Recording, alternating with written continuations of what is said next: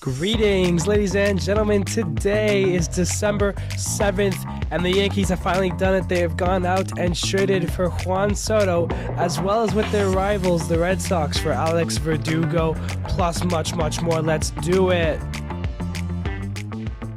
Hello, everybody. My name is Steven. This is the middle of the order. How are we doing today, ladies and gentlemen? Our first ever Thursday episode. I want to apologize first and foremost for missing the last couple of days. A lot has happened, but I have been quite sick, and my voice hasn't been sounding the best. And I'm still not 100% yet, so apologies if my voice sounds a little bit worse for wear. But I just had to talk about this. The news actually just dropped. As of right now, I'm recording this 11:20 on the Wednesday, on the 6th. So a little bit of night work for me, but you'll be hearing this in the morning. Juan Soto is a New York Yankee. The day before, actually, this on the 5th, we had the Verdugo to the Yankees. So we've got a whole slew of things to go over, especially because I've been away. I've been missing so much. I mean, Kelenic is now on his third team already. He got traded with the Braves. So we've got some stuff to dive into, a lot to talk about. Don't be surprised if this one is a longer episode. I'm ready to talk about it all. I've got a lot to say, and I'm really excited for today's episode. So buckle on in. Let's get things started here, and let's dive on in and start talking about what is the biggest news, and that is the New York Yankees and Juan Soto. So, according to Joel Sherman, Juan Soto, as well as Trent Grisham, are being sent from the Padres to the Yankees in exchange for Michael King, top pitching prospect Drew Thorpe, right-handers Johnny Brito and Randy Vasquez, and then catcher Kyle Higashioka.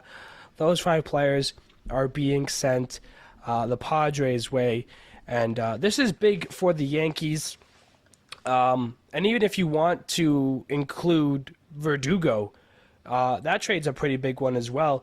The Yankees go to Boston specifically, their rivals, to trade for Alex Verdugo in exchange for 3 pitchers: Greg Weirstadt, Richard Fitz, and Nicholas Judas.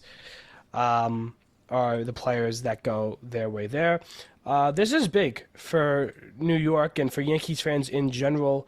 They were always constantly complaining about never having, that left fielder, the lack of left-hand hitters in their lineup. And in the span of, 25, 26 hours, they have 3 now that they just went out and traded for: Juan Soto, Trent Grisham, and Alex Verdugo. Obviously, we'll start with the biggest fish here, Juan Soto. And what a career he's had. Entering his age 25 season, he finished second in Rookie of the Year voting in 2018, just behind Acuna there.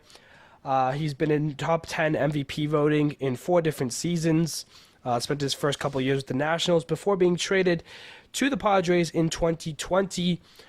Played his first, and I guess only, full season with the Padres this year in 2023, where he was an All-Star, was 6th in the MVP voting, and won a Silver Slugger. 35 home runs, 109 RBIs, and he walks. He walks a hell of a lot. 132 walks for him led the MLB this year. Doesn't strike out all that too often. 129 walks. He does, will rack up those Ks, but still, he is a, prestigious outfielder in today's game. And with the Yankee short porch, he's going to have a really good time in New York. Of course, his contract does end this year, so it is only the 1-year rental for Soto. But for New York, maybe that's all it takes. Definitely a big deal for Yankees fans to get this guy. He'll most likely be playing right field with Judge in center, and then a mix of Verdugo and Grisham out in left field. Speaking of, let's talk about those two really quickly, starting with the guy who comes with Soto, Trent Grisham. Obviously, remember him from 2019 in that Milwaukee Brewer game against the Nationals in the wild card, where he blooped the bar on a Soto hit, actually. So it's funny how that kind of comes full circle. playing against each other in the wild card game to now being teammates on the Padres to now being sent together in a package to New York. Grisham had a nice year as well. He played in 153 games for the Padres, 13 home runs, 50 RBIs, within 666 OPS. And he has 2 Gold Gloves in his career, so he does play a nice defense as well. Expect to see him out there in left field putting in some work there. Taking a look at Alex Verdugo. And to be honest, I thought they traded for Verdugo to send him to San Diego for Soto. But now they have this, extra outfielder essentially. Maybe they flip Grisham or they do something like that. Alex Verdugo was the key piece in the Mookie Betts trade a few years ago that sent Mookie Betts to L.A. And now that, future Boston Red Sox, outfielder, so also replacing Mookie Betts, is now on their rivals. And of course, Verdugo's had some drama with the Yankees and their fandom over the years, especially in New York at Yankee Stadium. But now he is one of them, so that's pretty good. Verdugo's had an okay career, but anything too spectacular. Has never been an all-star, but he is sneakily underrated. His OPS the last couple of years, 745, 732, 777. In 2020, obviously shortened season, 844. Verdugo is nice, and he's able to elevate the ball a little bit. 13 home runs, 11 home runs, 54 RBIs last season. So the Yankees get some pretty good players that are going to help their team out a lot. And their outfield has just become kind of one of the best in baseball, if you think about it. Verdugo in left field, Judge in center, and Soto in right is how I would line it up. But I mean, if you're, John Boy Media, if you're Yankees fans, Aaron Boone, you're pretty happy about all of these trades that are happening.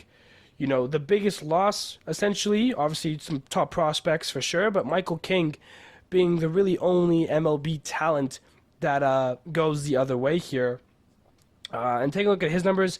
He's been a pretty good pitcher for the Yankees out of that bullpen. Of course, he's made a few starts here and there as well. His ERA this year, 2.75. His ERA last year, 2.29. He's been a pretty good relief pitcher. And this year, he pitched 104 innings, giving up 32 earned runs, 127 strikeouts. So he can definitely put out those numbers. He's got a really nice sinker as his primary pitch. He is a good pitcher. It'll be interesting to see if the Padres use him as a starter or more as a reliever. Obviously, he throughout his career he's been a reliever, but the Yankees had to use him in some starts this year, and they had great success with Michael King going 7 innings per se in a game. So that's definitely something that the Padres could go out and do. Of course, he had that game, a couple of games against the Blue Jays actually, where he was going 7 innings, 6 innings. So Michael King could be a starter pitcher for the Padres, but it'll be interesting to see how they use him, whether it be out of the bullpen or not. But regardless, the deals have gone down. I think the Yankees are the clear winners. I know it's only for 1 year for Soto, but the package that the Padres got back, besides the top prospect, doesn't really wow me. Kyle Higashioka, I mean, that's a backup catcher. Cool. I don't see him being the starting catcher. I mean, Luis Campusano has put up some very good numbers in a short amount of time with the Padres. So, I mean, trade for a backup catcher, a couple, top prospects, Michael King, and you're losing, right now a really good ball player in Soto, and as well as Grisham. So, it's if you're San Diego, it's a little tough because you want to be competing, but obviously this isn't a competing move for a team like for San Diego.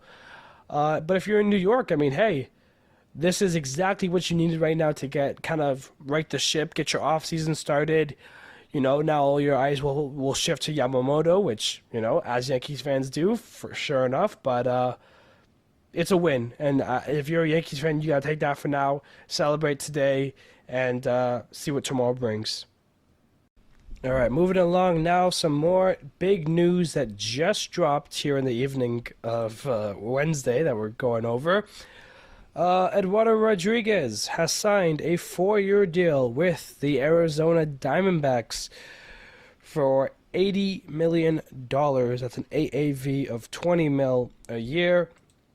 Um, yeah, first thing to really say about this, in my opinion, good for Arizona. You were the World Series team this year. You were the kings of the National League. You have to make sure that it was not a one-time thing, and going out to get Erod is a big way of showing that, hey, that you're serious about your team and the direction that it's going. And Eduardo Rodriguez is a great pitcher to pick up here in the market. Last season with Detroit, pitched 13-9 on the year to a 3.3 ERA. He wins ball games for you. He gets you innings, 143 strikeouts. Just an overall good year that he had with Detroit. Obviously, a little different, being in the AL Central, facing guys like the Twins, the Guardians, the Royals, and now jumping over here to the NL West, a little bit of a different vibe, being facing teams against like the Padres, the Dodgers, the Giants are even sneakily good, and then of course Colorado. If you're in Coors Field, I mean it's tough there for pitchers. So, do I think Eduardo Rodriguez is going to, be a good pitcher for Arizona? Absolutely. I think I think he jumps into the three spot there. I would still put Kelly above him, and then rock a rotation of Zach Gallen, Morel Kelly, Eduardo Rodriguez, and then Brandon Pfaadt, and then whoever else they want to add on. Um, but yeah, I feel like that's kind of where he's going to be sitting in the three hole just over Pfaadt there, at least for this upcoming year here.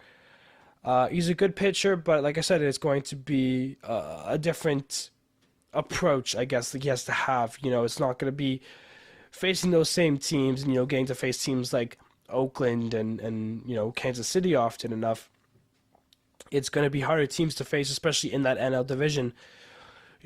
Braves, Phillies, even the Marlins, you could say, Brewers, what's the Cardinals going to do? It's definitely a little bit different, but I think it's good for Arizona to go out to go get one of these high-end starters. It's not the Blake Snell that like when a team signs Blake Snell, like that's a big deal. But they understand the position they're in, not only financially but also as a franchise. Excuse me. And Eduardo Rodriguez kind of fits the Arizona culture. I really like this move for both parties. I think as not elite level pitching that Erod is, to get 20 mil, I mean, I think that's about right, kind of what I would pay him, in the sense of what I think he is worth in terms of his pitching. And I think both him and his and the Diamondbacks make out here in a big way, and I think it's going to be good for him to be, in that culture there with Arizona. I think it's going to be a great fit. All right, the next bit of news to talk about is that the Seattle Mariners have made another trade, this time with the Atlanta Braves.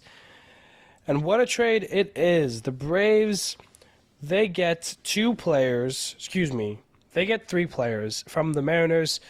Once top prospect Jarred Kelenic, starting pitcher Marco Gonzalez, and first baseman Evan White in exchange for Jackson Kowar. I'm hoping I'm pronouncing that right, Kowar, as well as Cole Phillips. So yeah, that has happened. Let's talk about the Mariners end here for a second. Jackson Kowar, he's been in the league 3 years. Top prospect that hasn't really fulfilled in his abilities yet, I would say. Spent those 3 seasons with Kansas City and the Royals. They traded him to the Braves just a few weeks ago for Kyle Wright. And now the Braves have flipped him and sent them to the Mariners in exchange for Kelenic plus the crew. Hasn't had a lot of success this year. He played in 23 games with a 6.43 ERA. He's a pitcher that needs to kind of find for himself. So maybe Seattle can tap into some of that as well. And then the other player they got in that trade, Cole Phillips, a prospect that is now 15th in the Mariners system. So, a little bit of help there. So, realistically, not much for the Mariners. But what the Braves got on one hand, it's a pretty big opportunity. And let's start with the biggest one, and that is Jarred Kelenic. This guy, he's had so much success, and like at the same time, he's had a lot of failures. I believe in Kalanick really hard. I think he is going to figure it out and be a great ball player. And now I think the Braves hopefully can tap into that because I feel like Kalanick has a lot of this untapped potential. He was once a top prospect, a very top prospect, and it was what the Mariners got in exchange for the Edwin Diaz trade that they made with the Mets a few years ago. And with Seattle, never really panned out. Debuted in 2021. 2022, very rocky year for him. This coming 2023 was probably his best year. His OPS was 746, 11 home runs. Just when he started to figure some stuff out, he got hit with the injury bug. And then when he came back, it was the same kind of sloppy Kelenic that we had seen from him. Only 41 walks to his 132 strikeouts. So yeah, he's a guy that needs to kind of figure it out, and hopefully Atlanta will help him do that. Taking a look at Marco Gonzalez. This guy's been around for a little while now, entering his age 32 season. Debuted with St. Louis back in 2014. He's kind of just been a guy there for the Mariners, a little bit of a consistency problem, but he goes out, he eats innings, he pitches in the games he has to pitch in. Last year he did struggle with the injury bug a little bit, only made 10 starts, and went 4-1 in those starts with a 5.22 ERA. The year before that, in 2022, pitched all 32 of his starts, went 10-15 with 183 innings pitched. That was a 4.13 ERA. 2021, he had a 3.96 ERA in 25 starts, was 10-6. So he's a guy out there, and with the Braves, they lost Soroka, they lost Kyle Wright. This could have been a guy who did something for Atlanta, and I say could have because he's been moved already as well. But before touching upon that really quickly, they also get Evan White. He was once a top prospect, kind of debuted in 2020, didn't, play great during the COVID year. He was all right, though. 2021 wasn't very good, and then he hasn't been in the majors since. So, again, maybe something that Atlanta can help fix up. But, of course, it doesn't make sense because they have Matt Olson, so how are they going to use Evan White is the curious part there. Touching upon Marco Gonzalez again really quickly, he was exchanged a few days later from the Atlanta Braves in exchange to the Pittsburgh Pirates for some cash and a player to be named later, so we'll figure that out one day. But Marco Gonzalez is a Pirate, while Jarred Kelenic and Evan White are with the Atlanta Braves. Evan White most likely to the minors, but Kelenic will find some time in the majors. Will find some time in the outfield with Michael Harris and Ronald Acuna. This probably moves Ozuna to the DH spot more permanently, and he would be out there in left field most likely for the Braves. And I guess the big thing to kind of ponder or scratch your head at or something is Seattle and the direction that they're going in. And it's something I still don't understand. I'm pretty sure I talked about it on the last episode as well, that they're fighting with Houston and Texas and, for the division. And if they don't get the division, well, then they're still fighting with one of those teams, and then almost all of the AL East may be an AL Central team. And it seems that they're going in the opposite direction that a contending team should be going in. I still want to talk about this more in depth, and I'll hopefully get to do it in another episode, hopefully soon, about how Paul Sewald in that trade could have been the downfall for Seattle here. It's a bit of a head scratcher. Now they've traded away Suarez. They're losing Teoscar. Now they've traded away Kelenic and Marco Gonzalez. Like the pitching you can say is fine with Luis Castillo and Robbie Ray and Logan Gilbert and Bryce Miller. Like they've got guys there. But I think of the lineup, I mean, yeah, you have Julio, but then outside of that, like Cal Raleigh, Josh Roja, I'm probably be missing a name or two, but it's not striking me as a contending team. And, 2 years ago, we thought that this was the Mariners' window, and it seems like it's already over. Like, the highlight of the Mariners' success, this team, was being the Blue Jays in the Wild Card Series. And, it's just a little odd, I would say. So, I want to talk about the Mariners more, try to figure out what they're doing. But for now, the Braves walk away with Kelenic.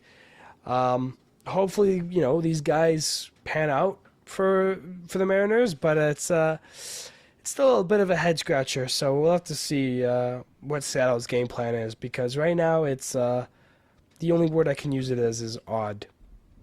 All right, the next big news to be talking about. The New York Mets, they're not sitting around no more. They're going out and making some signs. In particular, Luis Severino is heading to the Mets on a 1-year, $13 million deal.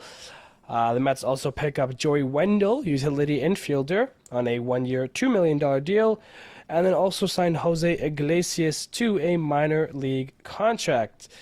So the Mets get busy in the offseason.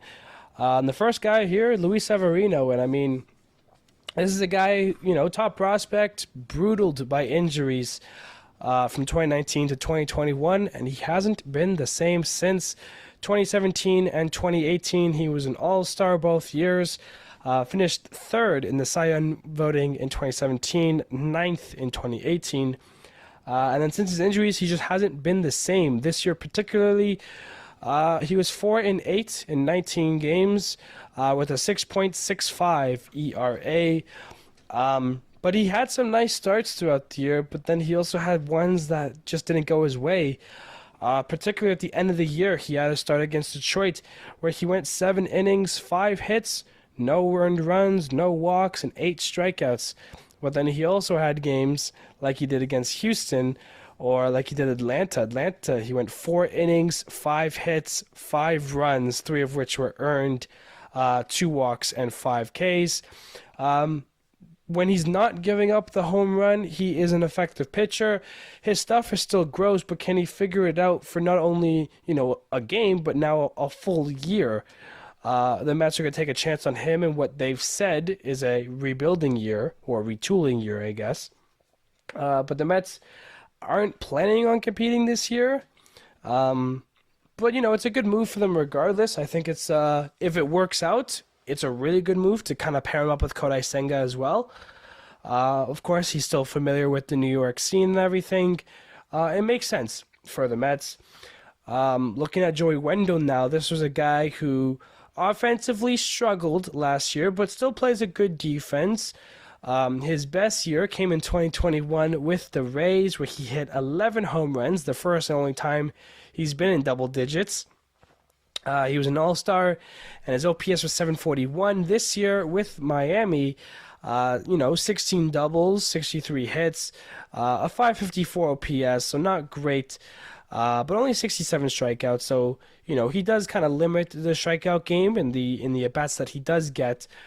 But he is a utility infielder. The Mets might play him at second base, maybe third. Does play still good defense and can hit in clutch moments, but not known for his hitting. And then Jose Iglesias, he's a guy that maybe could make the majors for them and maybe, play some second base or do something. His last bit of action, it was in 2022 with the Colorado Rockies, where he was batting 708 for his OPS, 30 doubles that year. Boston the year before, very short sample size, but he was batting 915 in his OPS there, in his 59 at bats. And the year before that was with the Angels, excuse me, in 2021. This is all in 2021. Angels and Boston combined. He moved from the Angels to Boston that year. But then you're in total 701 OPS, and that was with 483 at bats. So he can still hit the ball. He still plays a good defense, despite being now in his age 33 season. I would love to see him in the majors with the Mets later on this year, and hopefully he cracks with the team during spring training. But yeah, I think the Mets made some good signs here. A couple infielders, utility guy, and then a starting pitcher who hopefully figures things out, because Luis Severino definitely still has some stuff left over, and hopefully he can find it and put it together for a full season, because he's a good pitcher. All right, now let's talk about the kid that the Brewers have extended on a big deal. The Brewers are extending MLB's number 2 ranked prospect, their number 1 prospect, Jackson Chourio. I hope I did not butcher that. To a pretty big deal, 8 years, $82 million. And for the Brewers to give out $82 million to a player who's actually never played in the major leagues yet is very interesting. But he is ready to go at the age of 19.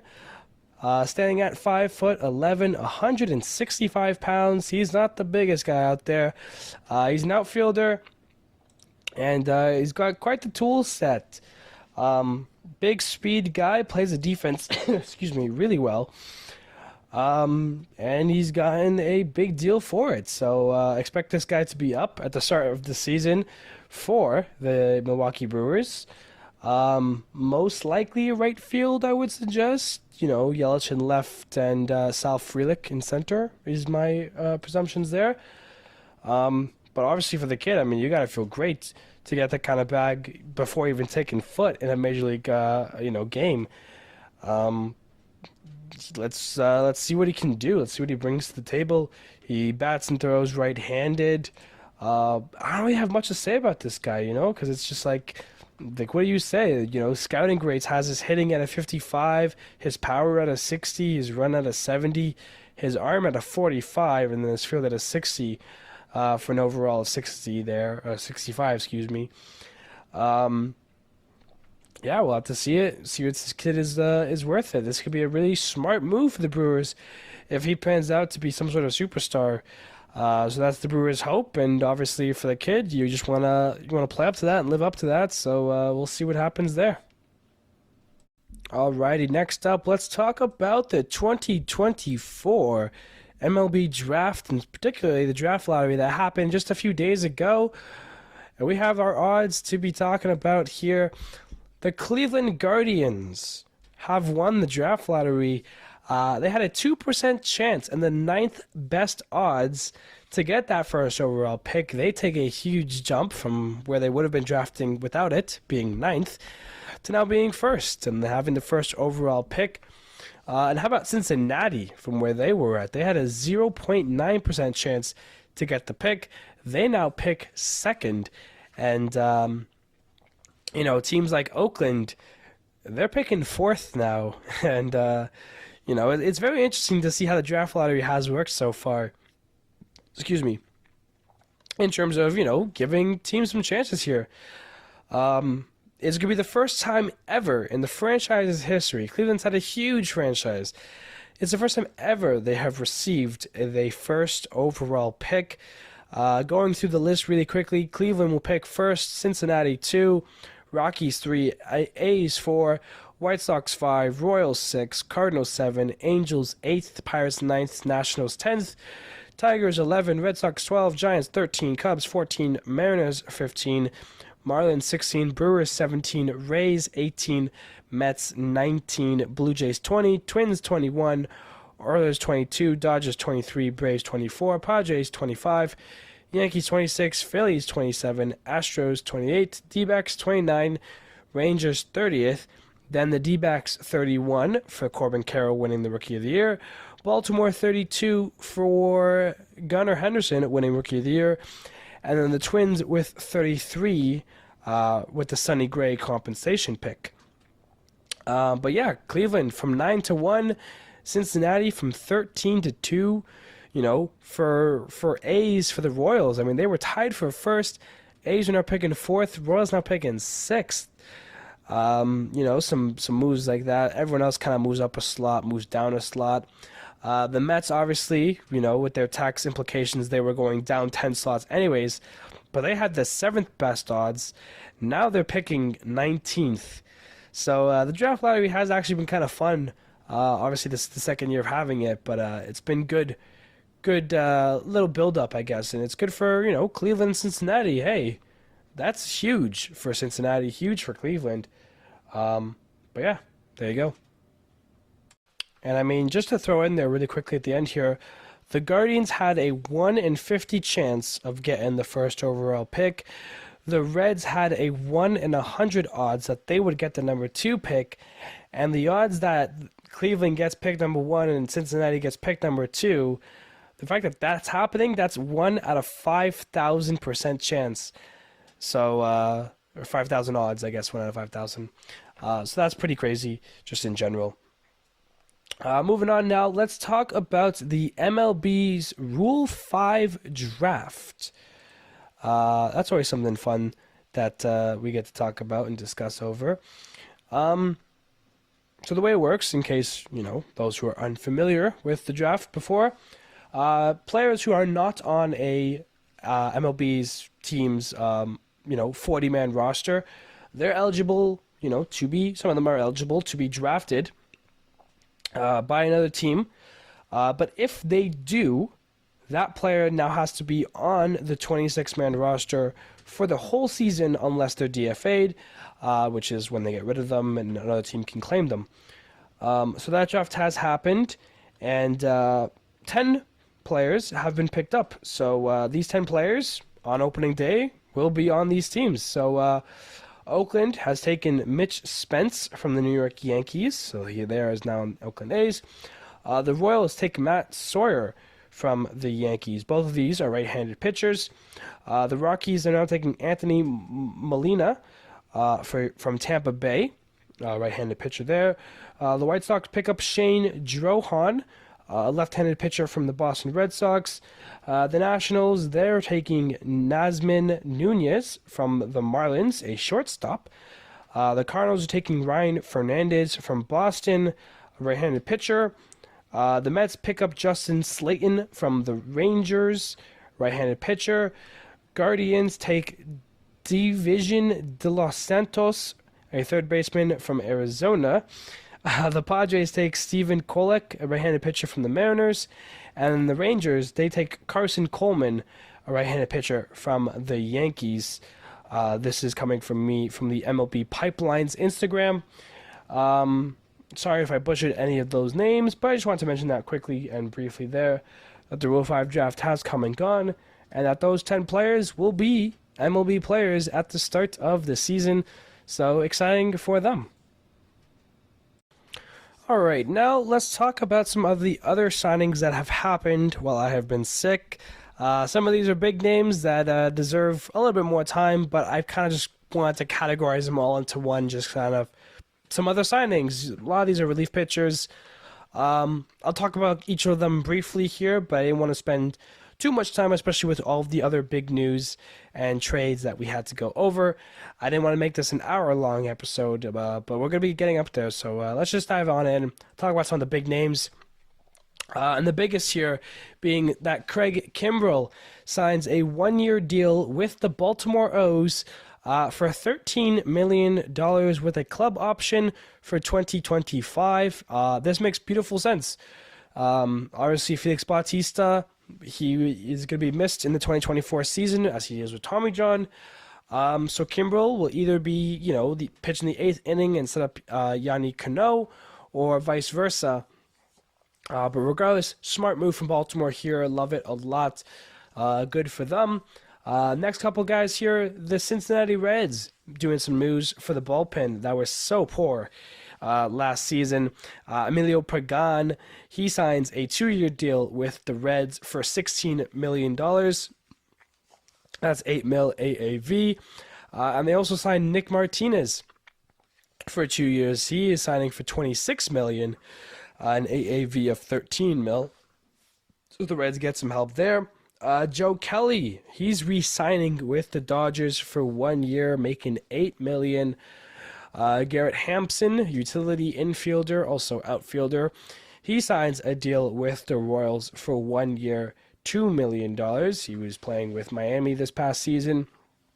The Brewers go out, get a couple starters. They sign Joe Ross. Remember that name? He signs a 1 year deal, $1.75 million. And then Wade Miley, he gets a 1 year, $7 million deal with a $12 million mutual option for 2025. So obviously Wade Miley needs to be pitching well for the Brewers this season if he wants to get that 12 mil. This one's a fun one. The White Sox. Remember Eric Fedde?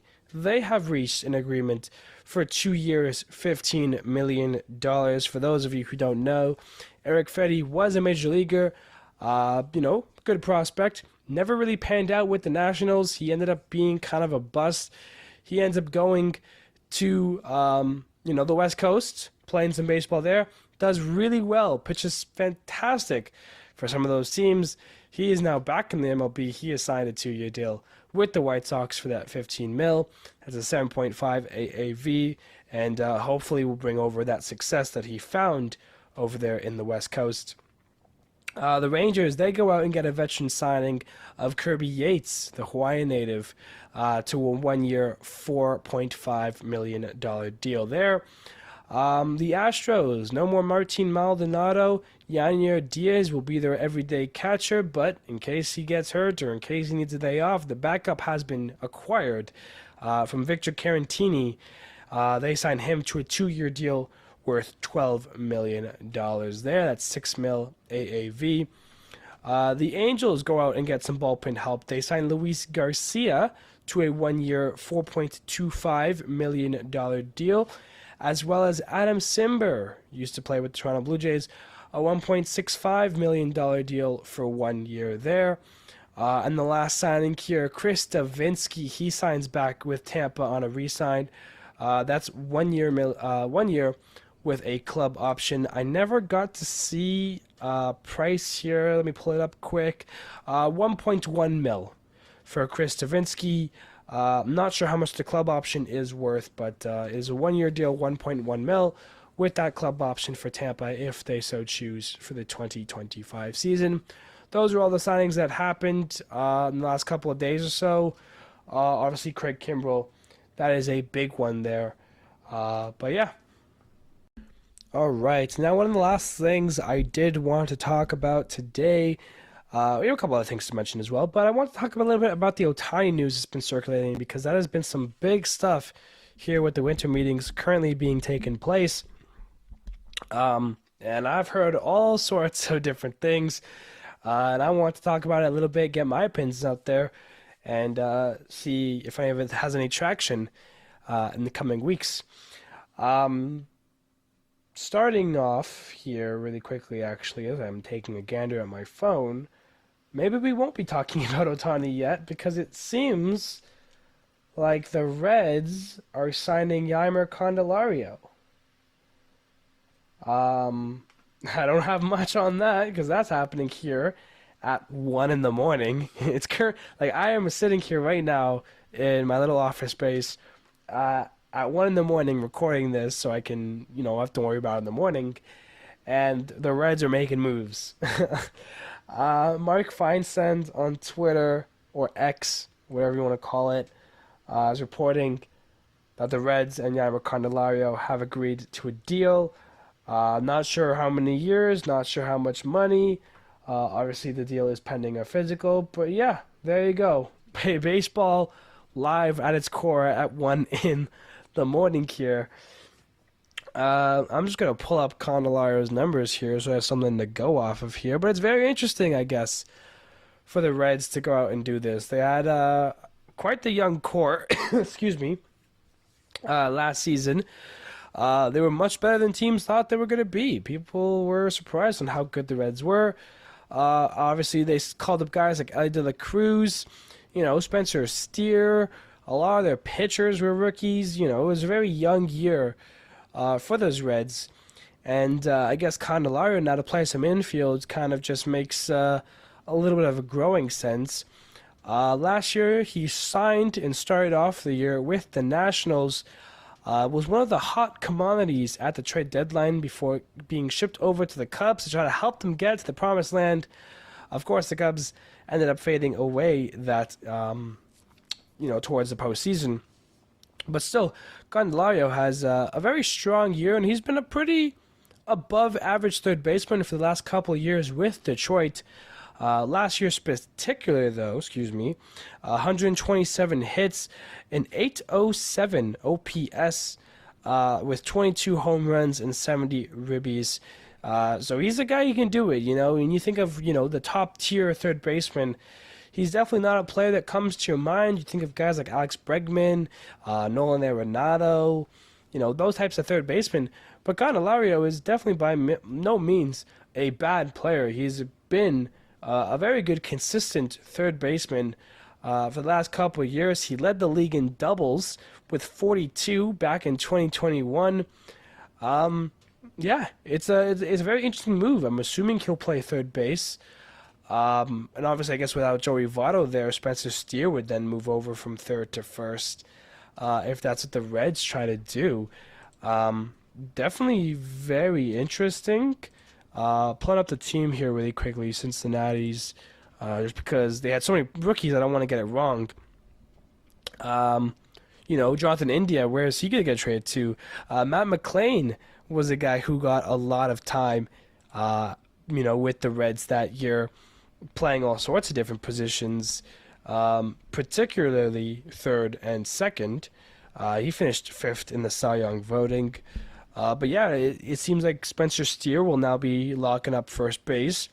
Nick Senzel did a good amount of the third base for the Reds last year. So yeah, there's definitely, a hole that could be filled there. And we talked about them earlier a little bit. The two guys that they got, Emilio Pagan, Nick Martinez. So obviously the Reds are trying to bulk up a little bit. They finished 82 and 80, just a game over 500. They could be doing a lot better, and signed Pagan, signed Nick Martinez. Now they signed Yaimer Candelario. I think you go out and get a starter maybe, and I think the Reds have a very successful offseason on their hands here.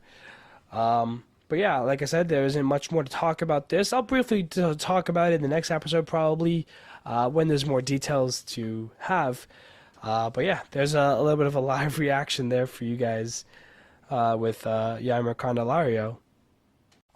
Anyways, with that being said, let's now shift back to the Ohtani news.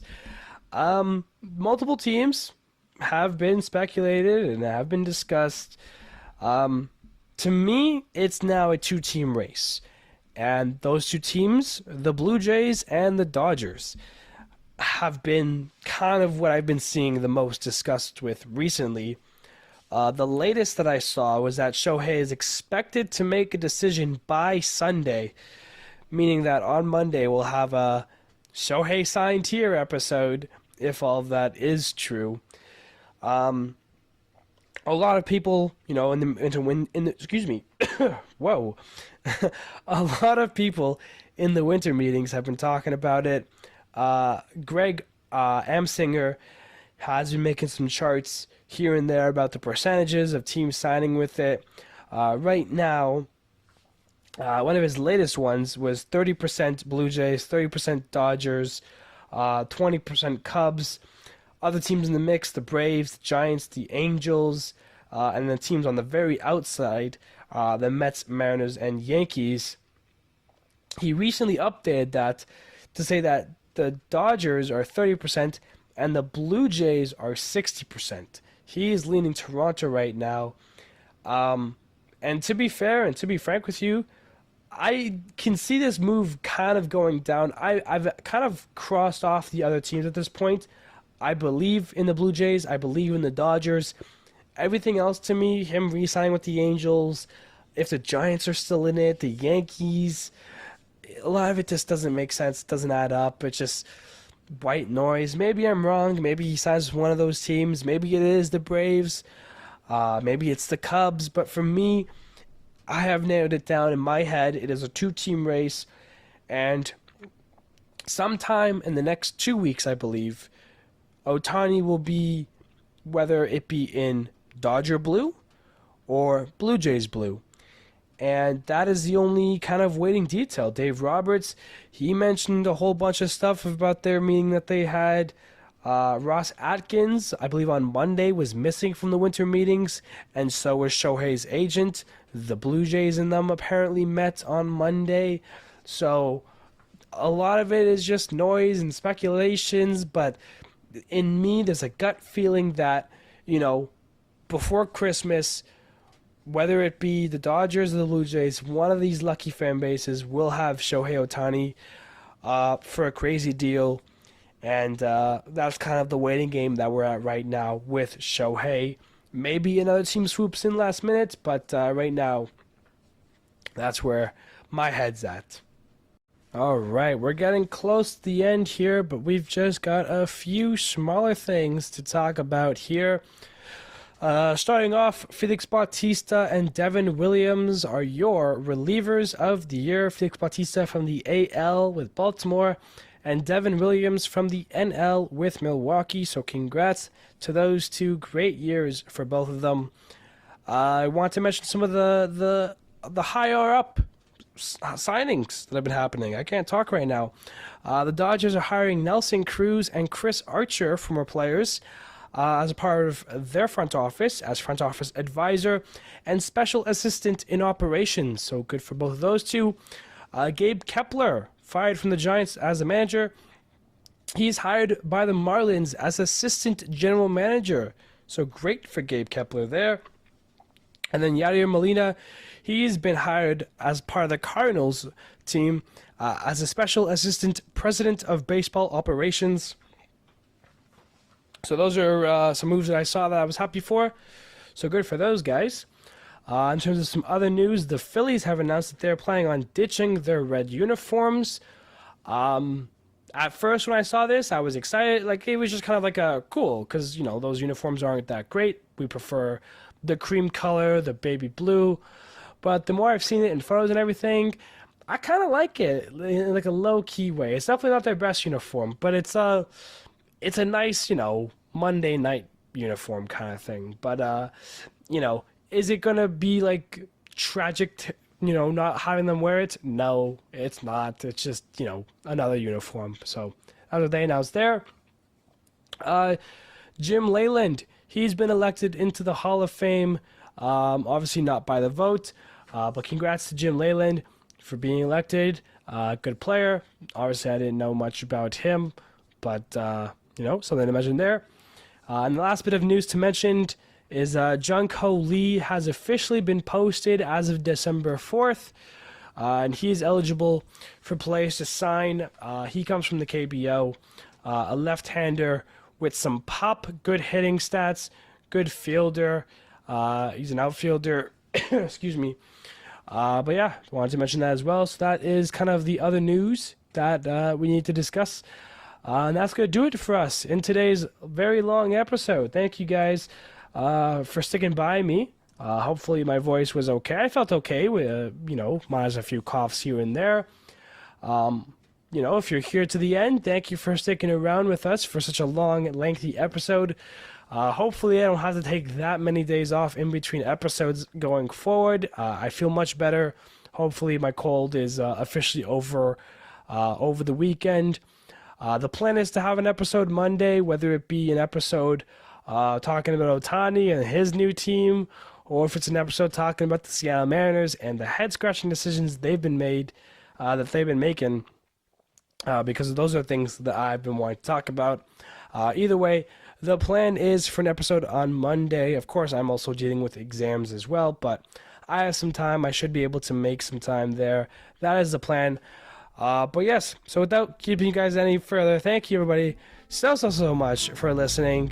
And I will see you guys hopefully on a Monday.